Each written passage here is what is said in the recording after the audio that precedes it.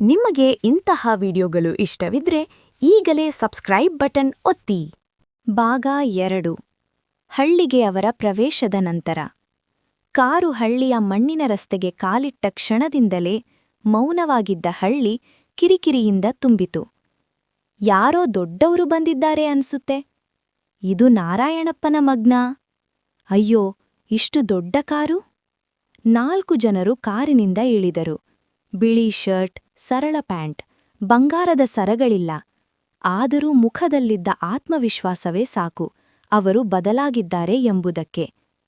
ತಂದೆ ತಾಯಿಯ ಎದುರು ನಾರಾಯಣಪ್ಪ ಮನೆಯ ಹೊರಗೆ ನಿಂತಿದ್ದ. ಹಳೆಯ ಅಂಗಿಯೇ, ಬದುಕಿನ ಗೀರುಗಳು ಮುಖದಲ್ಲಿ. ಗೌರಮ್ಮ ಬಾಗಿಲಿನ ಅಂಚಿನಲ್ಲಿ ನಿಂತು ಮಕ್ಕಳ ಮುಖವನ್ನೇ ನಂಬಲಾಗದೆ ನೋಡುತ್ತಿದ್ದಳು. ಶೇಖರ್ ಮೊದಲು ಮುಂದೆ ಬಂದ. ಅಪ್ಪ, ಅಷ್ಟೇ. ನಾರಾಯಣಪ್ಪ ಮಾತಾಡಲಿಲ್ಲ. ಕಣ್ಣುಗಳಲ್ಲಿ ಕಣ್ಣೀರು ತುಂಬಿ ಮಗನನ್ನು ಅಪ್ಪಿಕೊಂಡ. 4 ಜನರು ತಾಯಿಯ ಕಾಲಿಗೆ ಬಿದ್ದರು. ಗೌರಮ್ಮನ ಕೈಗಳು ನಡುಗಿದವು. ನಾನು ಜೀವಂತ ಇದ್ದೇನೆ ಅಂತ ಗೊತ್ತಾಗೋದು ಇವತ್ತು ಮಾತ್ರ ಎಂದು ಕಣ್ಣೀರು ಸುರಿಸಿದಳು. ಹಳ್ಳಿಯ ಜನರ ಬದಲಾವಣೆ. ನಿನ್ನೆವರೆಗೆ ಬಡವರು, ಏನೂ ಆಗಲ್ಲ ಇವರಿಂದ ಎಂದು ಮಾತಾಡಿದ್ದವರೇ ಇಂದು ಅಯ್ಯೋ, ನಮಗೆ ಪರಿಚಯ ಇದೆಯಲ್ಲ, ಒಮ್ಮೆ ಮನೆಗೆ ಬರಬೇಕು.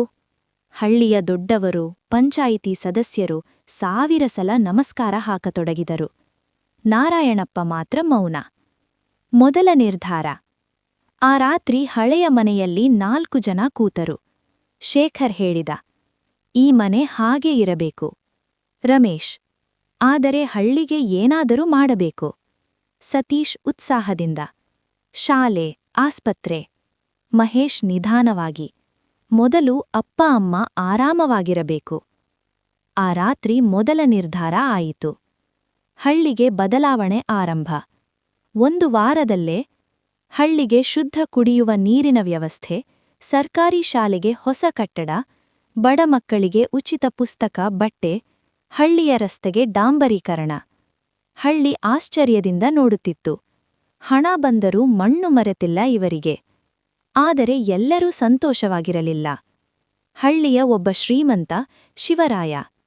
ಇವರಿಗೆ ಹಳ್ಳಿಯಲ್ಲಿ ಅವನೇ ದೊಡ್ಡವನು. ಪಂಚಾಯತಿಯಲ್ಲೂ ಅವನ ಮಾತೇ ಕಾನೂನು. ಈಗ ಜನ ಮಾತಾಡೋದು ನಾರಾಯಣಪ್ಪನ ಮಕ್ಕಳ ಬಗ್ಗೆ. ಶಿವರಾಯನ ಕಣ್ಣು ಕೆಂಪಾಯಿತು. ನಿನ್ನೆವರೆಗೆ ಬಡವರು, ಇಂದು ಹಳ್ಳಿಯ ನಾಯಕರಾಗ್ಬೇಕಾ? ಅವನ ಅಹಂಕಾರಕ್ಕೆ ಇದು ಅವಮಾನ. ತಂದೆಯ ಎಚ್ಚರಿಕೆ.